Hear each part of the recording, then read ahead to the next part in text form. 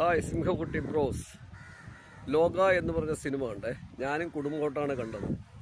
ഈ സിനിമയുടെ സ്പെഷ്യൽ എപ്പിസോഡായിട്ടാണ് വന്നിരിക്കുന്നത്. കാരണം ഇതിലൊരു ആക്ഷൻ ഡയറക്ഷനെ കുറിച്ച് പറയേണ്ടതുണ്ട്.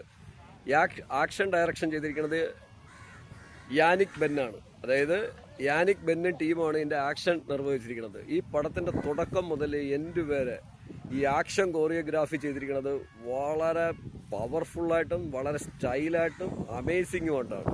അവർക്ക് എൻ്റെ പ്രത്യേകം അഭിനന്ദനങ്ങൾ അറിയിക്കുകയാണ്. പിന്നെ ഡയറക്ടർ എന്ത് മനസ്സിൽ കണ്ടോ അതിനനുസരിച്ച് ആർട്ട് ഡയറക്ഷൻ നല്ല നിലവാരത്തിൽ ഉയർന്നിട്ടുണ്ട്.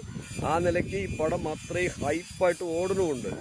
ഒപ്പം തന്നെ ഇതിനു വേണ്ടി ഹാർഡ് വർക്ക് ചെയ്ത യാനിക്കിൻ്റെ കൂട്ടത്തിൽ ഉള്ള യാനിക് ബെന്നിൻ്റെ കൂട്ടത്തിൽ എങ്ങനെ പോയാലും ഒരു 10 സബ് ആർട്ടിസ്റ്റുകളും എല്ലാവരും കൂടെ ഒരു 100 പേരുണ്ടായിരുന്നിരിക്കും.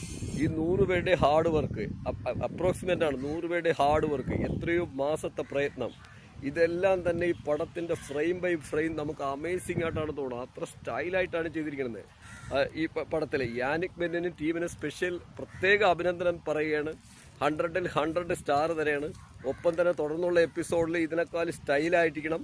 അമിതമായ ഹൈപ്പില്ലാതെ പടത്തിന് യോജിക്കുന്ന രീതിയിലാണ് ആക്ഷൻ പോണത്. ആ പടത്തിന് എവിടെയൊക്കെ ഹൈപ്പിൽ ആക്ഷൻ വേണോ അവിടെയെല്ലാം ഹൈപ്പ് കൊടുക്കണു.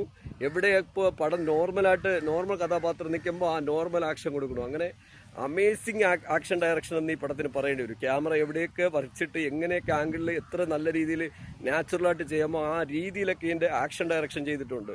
ഈ ആക്ഷൻ ഡയറക്ഷൻ ചെയ്ത യാനിക്കും ബെന്നിനും വളരെയേറെ അഭിനന്ദനങ്ങൾ. ഒപ്പം തന്നെ എല്ലാവരുടെ അടുത്തും പറയണു, പടം തിയേറ്റർ മസ്റ്റ് വാച്ചാണ്.